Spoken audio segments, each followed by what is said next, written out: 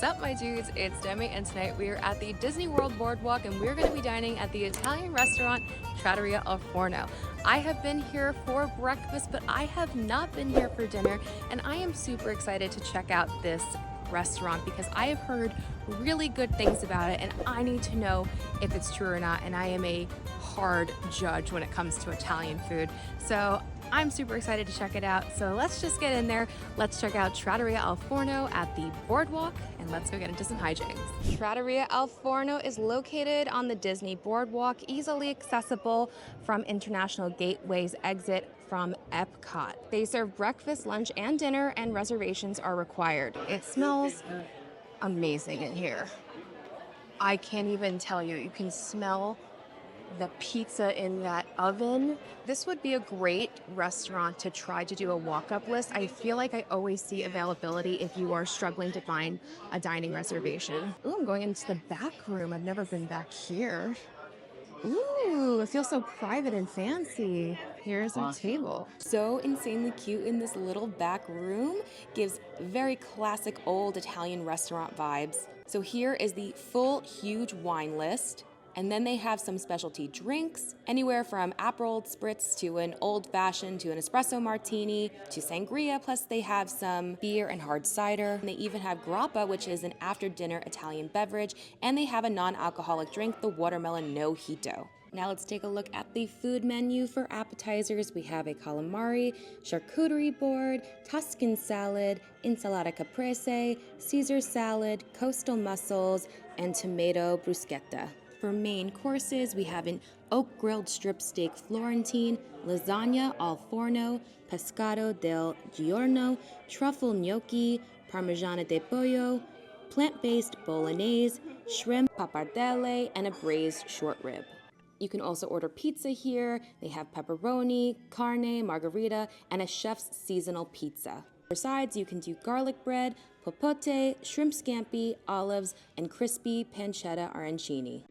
Here is my cocktail. This is the Sicilian iced tea. It's Amaro Averna liqueur, Caravella Orancello liqueur, iced tea, agave nectar, and lemon juice. It looks super refreshing. So unfortunately, the man sitting next to me was drunk and screaming, and this was the only seat that they could give me that night. So I'm going to have to voice over a few things. This was very tasty, very much tasted like a normal iced tea, but then you get that hint of sweetness, and you can definitely taste that agave and that orange flavor. It doesn't feel like there's much alcohol in it, which be careful or you'll end up just like the guy next to me.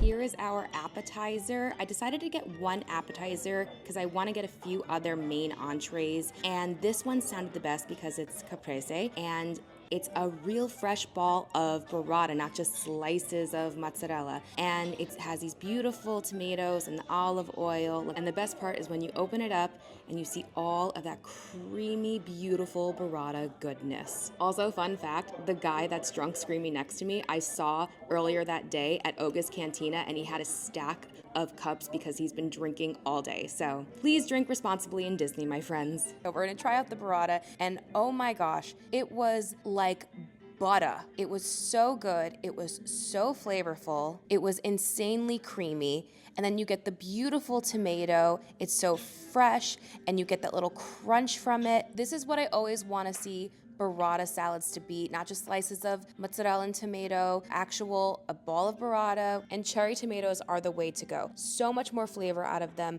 They're crunchier. They don't get mushy like a slice of tomato does. Absolutely wonderful appetizer. Next, they finally brought out some bread. It was actually much crispier than it looks. It looks very white, but it was very crispy. It was very warm, and they served it with this olive oil with this garlic puree. It is just straight up garlic puree, and it slapped. It was good bread, good oil, and just pure garlic. And honestly, there's really nothing better than that, and I could have just eaten that for the rest of the meal and take home the other food, but we have to do a review. Our entrees have arrived. First up, I had to get a pizza, and the chef's special seasonal pizza this time sounded amazing. It's a garlic base with gorgonzola cheese, and then it has onions, arugula, balsamic glaze on top. It does also come with mushrooms normally. I got it without mushrooms because I don't eat mushrooms, and it smells amazing. Next is the lasagna al forno, blended Italian cheeses, beef, veal pork, and herb ricotta. And finally, based off of my server's recommendation, I got the shrimp pappardelle. It's artichokes, tomatoes, capers, and a white wine butter sauce. It all looks really good, smells really good, but does it taste good? Let's start digging in. So this particular slice of pizza is not for everyone, but I really enjoyed it because it's very different. That gorgonzola is so sharp and you get the garlic, so it's a lot of potent flavors. And the bread is very, very crispy, something that I have issues with another pizza place not too far from here over in Epcot. Yes, I will link my Via Napoli pizza review for you here and put it in the description box below. Also, I am highly aware that this is very funny to have to voice over me talking, and it just looks very weird. So just don't be annoying in restaurants. I think that's the lesson we all learned from this. But I really enjoyed this pizza, and I would love to come back and try different pies out. So in this moment, you have no idea how excited I am to eat lasagna because I never get to eat lasagna, and I love lasagna. I feel like nobody ever wants to order lasagna. So I had to try it. I think we'll be able to test the sauce and the way that they cook their noodles. There's a lot of layers in there, and I wasn't sure if I was going to like this because I'm very particular, but I really, really like this. So if you know me, you know I come down from New York to make all of these videos, and in New York we have probably the best Italian food in the US, and I also have Italian in-laws, so I am constantly eating really fantastic Italian food, which is why I am very critical about the Italian food I eat. And I was really happily surprised on how much I enjoyed this. Because first off, you have this cheese and it's melted so lovely and it has such great flavor. The meat is seasoned very well. There's these like breadcrumbs on top that give great texture and has a lot of great flavor to them. It's so cheesy. The ricotta has wonderful flavor and the sauce is very good, and that's where I always have problems. When the sauce isn't good, the rest of the meal usually isn't good. The pasta was cooked perfectly. It wasn't undercooked, wasn't overcooked. I am very pleasantly surprised with this dish, and I am very pleased to say that I enjoyed their sauce because, again, if you don't have good sauce, you just don't have good Italian food. So this next dish was recommended to me by my server. We have some shrimp, we have some fettuccine pasta, which I absolutely love. And luckily the pasta was cooked very, very well. I think that the sauce is a very classic capers with the lemon butter sauce.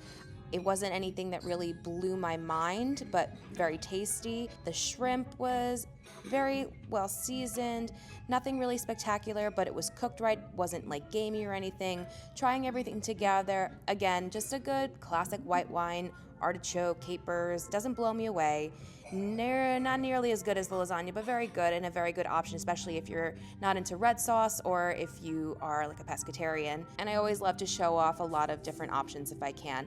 I think what really surprises me the most about this restaurant is that it is Disney owned and operated, and usually you can find really great restaurants within Disney, but the best ones always tend to be third party when it comes to doing cuisine that is not really American. Like, for example, over in Mexico and Epcot, the restaurant on the water, La Hacienda de San Angel, is third party, and I think that is far superior to the Disney owned and operated restaurant inside the pyramid, San Angel Inn. So I'm honestly just super surprised of how much I enjoyed this place. I actually even sent my aunt and uncle here without even trying dinner before. Again, I did have breakfast and I knew I would enjoy that.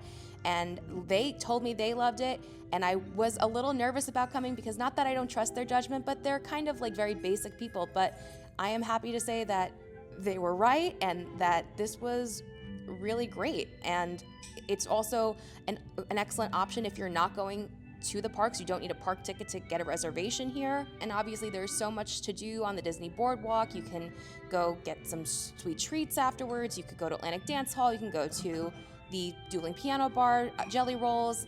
You know, sometimes there's like performers on here. So it's like such a lovely little evening that you can come and get dinner and spend the evening on the boardwalk. But let's check out the dessert menu. It's a small dessert menu: tiramisu, chocolate flourless torta, house-made gelato, and a plant-based olive oil cake.